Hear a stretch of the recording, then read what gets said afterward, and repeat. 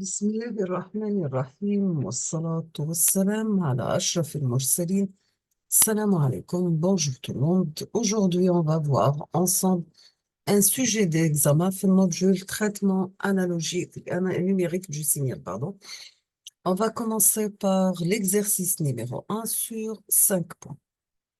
Sachant que aujourd'hui, je vais proposer les exercices et dans la vidéo, Jaya, Inch'Allah, je vais mettre la solution. Donc, on commence par l'exercice numéro 1 sur 5 points. On suppose la présence de deux signaux aléatoires désirés notés D de n et de référence x de n selon la figure numéro 1. Donc, vous avez x de n, c'est l'entrée. Et ici, vous avez le signal aléatoire désiré. Donc, nous avons deux signaux, un aléatoire désiré et l'autre, c'est un signal de référence appelé x de n. On vous demande de donner Donc, on vous demande de donner avec démonstration l'expression du filtre optimal W de n, W de n, qui permet de minimiser le critère suivant. Quel est le critère? Donc, vous avez F égale minimum sur W de la somme pour n varie de 0 jusqu'à n, l'espérance de E au carré n. Il y a n, il y a la sortie, d'accord? Sachant que E, ici, représente l'espérance mathématique. Donc, F, ça sera minimum de la somme de l'espérance de E au carré de n. E de n, c'est la sortie finale. On passe l'exercice numéro 2 sur 7 points. Dans cet exercice, donc, vous avez soit le système discret, linéaire et invariant dans le temps, système discret, DI pour invariant dans le temps, décrit par la transformée en Z de sa fonction de transfert suivante. Vous avez h de z égale à 10 divisé par 6 moins 5 z moins 1 plus z moins 3. On vous demande de donner la forme pôle 0 de h de z, c'est-à-dire vous mettre h de z, mais la forme un dénominateur en fonction des pôles et des zéros. La deuxième question, on vous demande de calculer la réponse impulsionnelle de ce système. Calculer la réponse impulsionnelle de ce système. Troisième question, on vous demande de calculer l'expression de la densité spectrale de puissance en sortie de ce signal. Bien sûr, si vous avez l'entrée donnée par x de n égale Dirac de n moins 2. D'accord?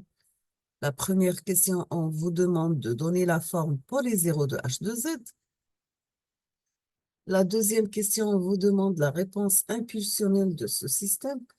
Troisième question, calculer l'expression de la densité spectrale de puissance en sortie de ce signal, bien sûr, si vous avez une entrée donnée par x de n égale Dirac de n-2.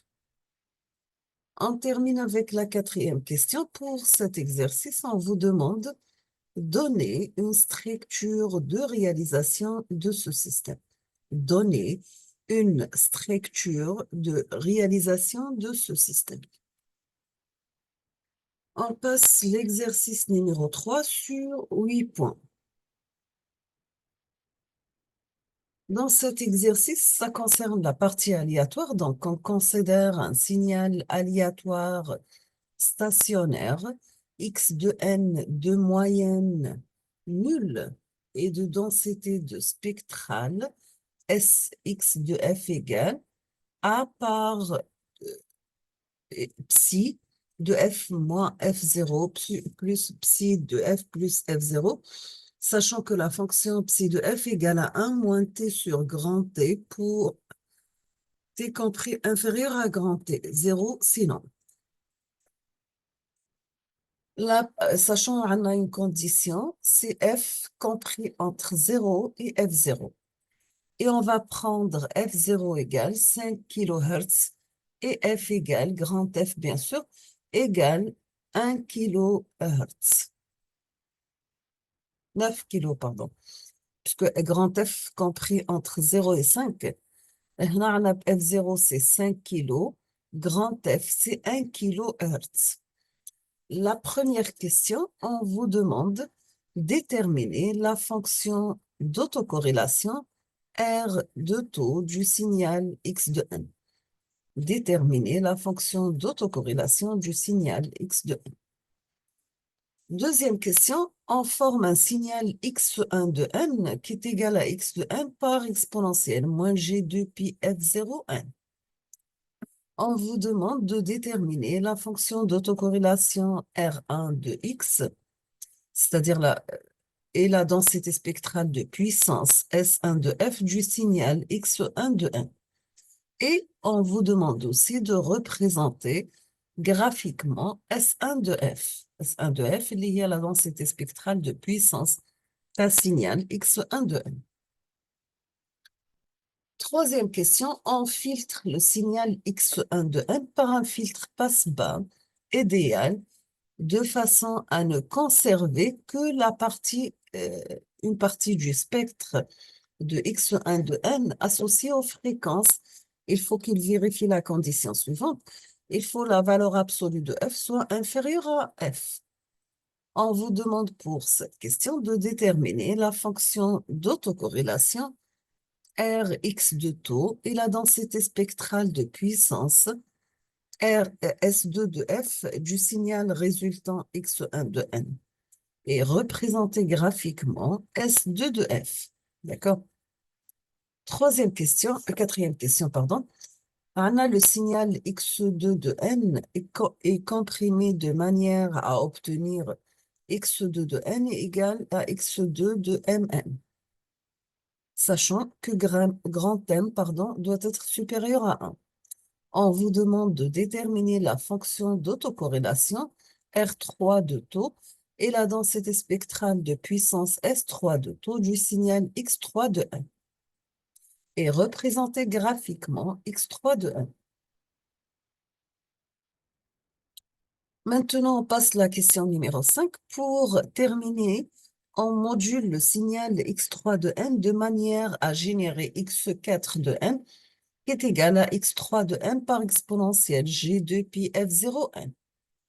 On vous demande de déterminer la fonction d'autocorrélation R4 de taux et la densité spectrale de puissance S4 de F du signal X4 de N est représenté graphiquement S4 de F. Maintenant, on vous demande de donner votre conclusion concernant la transformation du signal Xn et X4 de N dans le domaine spectral. Nous sommes arrivés à la fin de cette vidéo. Je vais mettre la solution de ces exercices dans les prochains jours, Inch'Allah. Je vous remercie infiniment pour votre attention. N'hésitez pas si vous avez des questions. Et à la prochaine vidéo, Inch'Allah. Merci beaucoup.